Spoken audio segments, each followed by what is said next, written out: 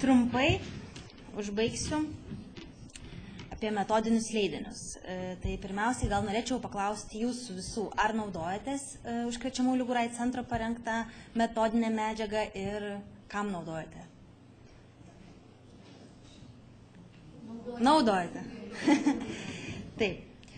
Tai čia matau, kažkas jau išėjo iš rikiuotės. Tai žodžiu, Užkrečiamų ligų ir AIDS centras turi tarp kitų įvairių veiklų vieną iš metodinio vadovavimo funkciją. Ir kiekvienais metais, esant, aišku, poreikių ir galimybėms, rengiamos įvairios medžiagos švietėjiškos. Tai būtų lankstukai, brošiūros, metodinės rekomendacijos, plakatai, ataskaitos, na ir taip toliau. Tai iš tikrųjų turime tokius lankstukus, įgyvendinant živ AIDS lytiškai plintančių infekcijų profilaktikos ir kontrolės veiksmų plano priemonės praėjusių metų. Buvo parengti lankstukai ir, kaip matote, tai yra raudonas kaspinas apie skiepų temą hepatito B. Taip pat, kam rekomenduojama pasitikrinti, kodėl reikia pasitikrinti lytiškai plintančių infekcijų ir apie pačias lytiškai plintančias infekcijas, jų simptomai bei komplikacijos. Tai šitie lankstukai bus prieinami Užkrečiamų ligų ir AIDS centro interneto svetainėje. Yra prieinami. Taip pat, vykdant ES projektą Užkrečiamų ligų valdymo sistemos stiprinimas Lietuvoje, buvo parengta, visas centras rengė iš tikrųjų begalę metodinių rekomendacijų, mūsų skyrius tai parengė daugiau kaip 15 metodinių rekomendacijų, živ, lytiškai plintančių infekcijų ir hepatitų tematika.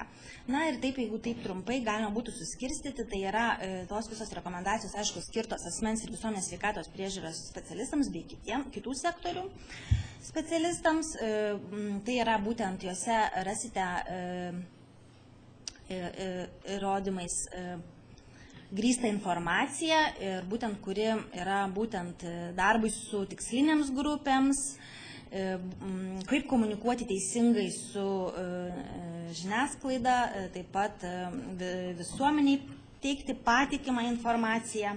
Čia, žodžiu, rasite įvairiausią informaciją. Na ir būtų galima suskirstyti tikslinių grupių živ LPI prevencijos metodinės rekomendacijos, tai būtent, kaip jau daktarė Irma Čaplinskienė parodė, nėščiųjų metodinės rekomendacijos, vyrų turinčių lytinių santykių su vyrais metodinės, moksleivių švietimo. Toliau kita grupė metodinių rekomendacijų, tai yra būtent minėtų užkrečiamųjų ligų prevencijos tarp švirkščiamų narkotikų vartotojų metodinės rekomendacijos. Taip pat živ koinfekcijų metodinės rekomendacijos, živ ir tuberkuliozė bei virusiniai hepatitai ir živ infekcija. Toliau per kraują ar kitą biologinę medžiagą plintančių infekcijų darbo vietoje prevencijos metodinės rekomendacijos, kurios jau buvo parodytos, tai būtent yra taip pat ir serologinių žymenų interpretacijos ir perdavimo rizika ir kokia būtų prevencija ekspozicijoje darbo metu įvykus. Na, toliau LPI prevencijos metodinės rekomendacijos, tai yra ir įgimto sifilio prevencijos, ir žmogaus papiloma viruso aktuali informacija, taip pat naujausias chlamidiozės leidinukas.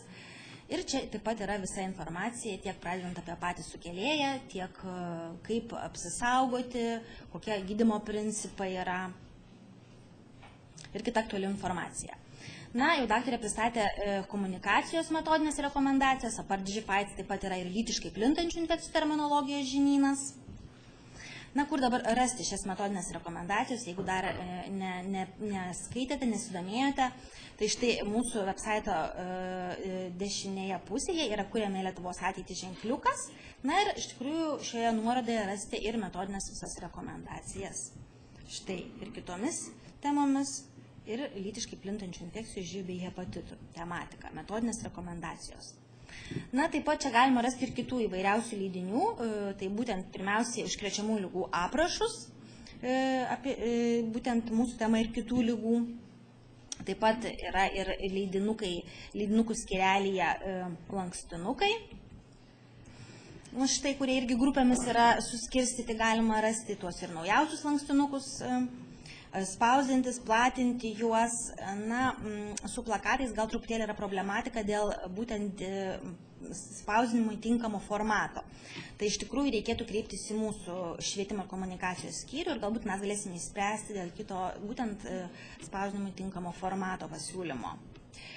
Na, taip pat, kaip matote, čia ir metodinės rekomendacijos, ir apžvalgos, leidiniai, taip pat ir ataskaitos, mėnesinės ir metinės ataskaitos, kurias irgi galite rasti ir pasinaudoti statistinę informaciją pagal tam tikras ligas. Nu, aš labai greitai. Tai ačiū už dėmesį.